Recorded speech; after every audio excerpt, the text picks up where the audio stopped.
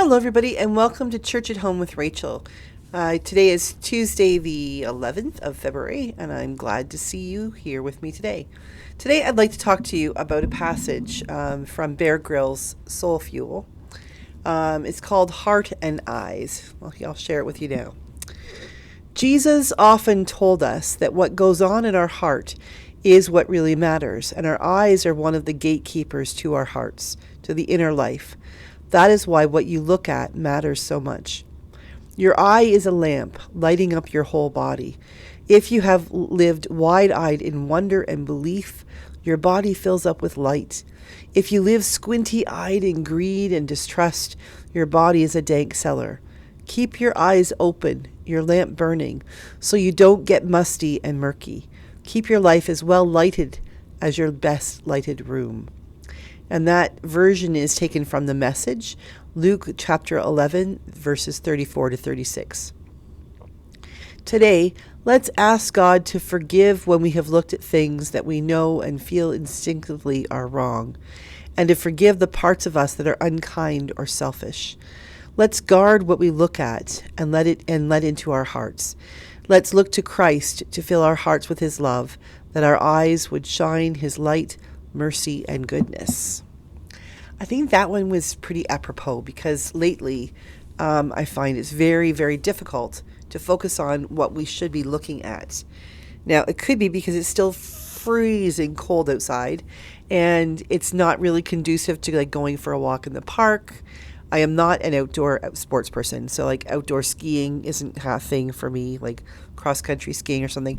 And I don't have a dog right now, so there's no excuse to go for a walk in the freezing cold. But it keeps my focus as narrow, right? It's the inside walls of my house or my office and my computer. And so I find my eyes are traveling way too much to social media, to trying to find news awareness that isn't biased or isn't spewing alternative facts, things like that.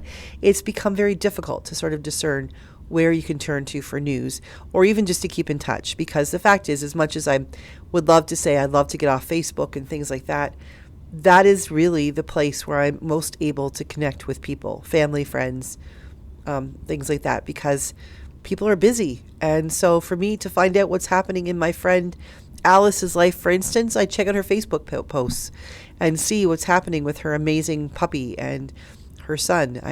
To find out what's happening with my nieces and nephews. That's the way to do it. It's just the way of the world. And I have to acknowledge that sometimes you just have to bite the bullet. I cannot force my way back to the 1980s where we all just talked on the corded phone and kept the line busy for everybody. As the teenagers, we just breathed into it or watched Saturday Night Live or the Friday night movie videos with our friends.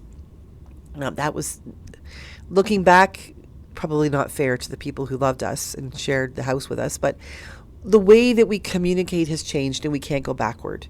Hopefully we can move forward in such a way that we find healthier and more truly interactive ways to communicate.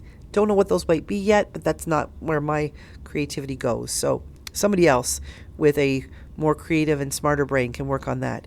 But the point being, connecting to what Bear Grylls is talking about, is what we choose to look at. And right now, it can be really, really difficult to choose to look at good things when every time we put on social media, Facebook, even Blue Sky, Twitter, all of those different things, Instagram, Snapchat, all those things that we use to connect with one another. Even to see the good stuff, you have to bypass the bad stuff. It's not like you can set up your Facebook and never see the stuff that gives you heartache or pain or heartburn. We see these things. The question is, what do we do with them when we see them? Even not social media. I'm thinking my husband, for whatever reason, has got this thing about forensic files on TV. And so he'll put that on, and then he has his iPad and he has a painting app that he does, and he just listens to forensic files, and it's depressing. Every single one is about somebody who got murdered. He loves it. I then put on my iPad and put my earbuds in, and I watch some other programs dramas, and they're usually like police dramas, so it's not really helping that much. But it's the way that I choose what I will do, what I will focus on, what I'll see. I read books. I love to read, and so I try to go back and forth between fiction and nonfiction. And God bless him, my husband gave me like a dozen books for Christmas. Almost all of them, all but one, were biographies or autobiographies, mostly about worldwide politicians or hockey, lots of hockey books. And so that gives me an opportunity to focus on something that isn't going to drain me, it isn't going to build my blood pressure up, isn't going to make me angry. But it's a choice I have to make. The work that I do, as much as I love the work I do, some of it's really hard.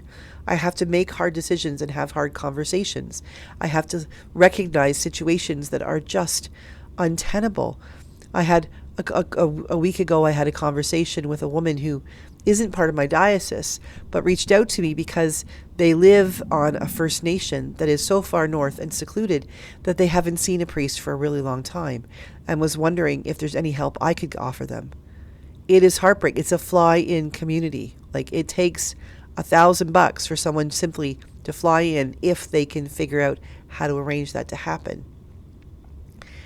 There are so many things in our lives right now that feel like there's nothing good, that everything we're focusing on is dark and dangerous and dragging us down. But the truth is that we have to make the decision. It really is our decision about what we choose to look at. So I choose, I'm not very good at it. I'm learning. I'm trying to teach myself to choose bright and beautiful, to read books that make my heart sing, to find beautiful pictures in Facebook and highlight those, to look outside and see the few birds that brave the cold, and these massive hares. We have these rabbits, these hares that live in our community, and to see them out there with their bodies all puffed up in the cold, and see how beautiful, how absolutely magnificent they are.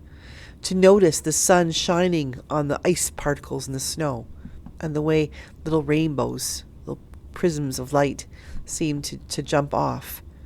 To look at something as simple as when I pour my coffee and then I pour my milk in, to watch the swirling of the milk.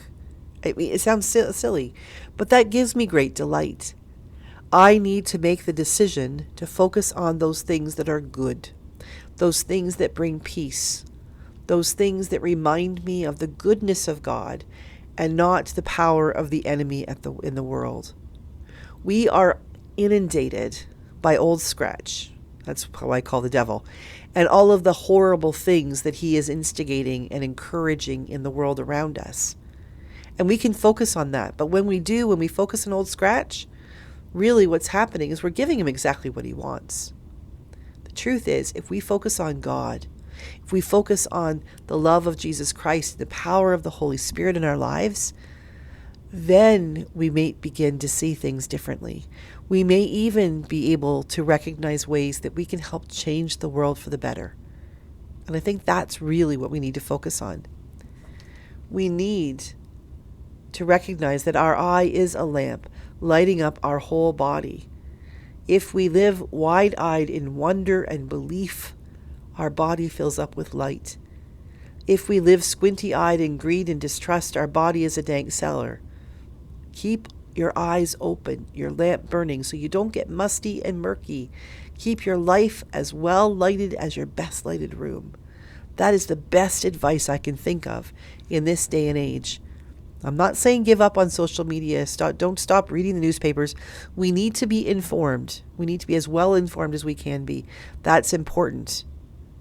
But we also need to recognize that we need the miraculous. We need the joyful and the beautiful in our lives too. And that is as close as the tip of our finger, because beauty can be found everywhere. Really, it can. Make sure you take some time for beauty today. Make sure you take some time to find what makes your heart sing. And even if it's just for a few minutes, allow yourself to let your heart sing so loudly that it pushes out the sounds of all of the negative, so that you can fill yourself up with that light. And then remember that when you're filled up with light, you will emanate light to the people around you. And what an incredible gift that is, isn't it? Light in a dark time. You are that light. Have a great day. God bless. And I will see you again tomorrow for Church at Home with Rachel.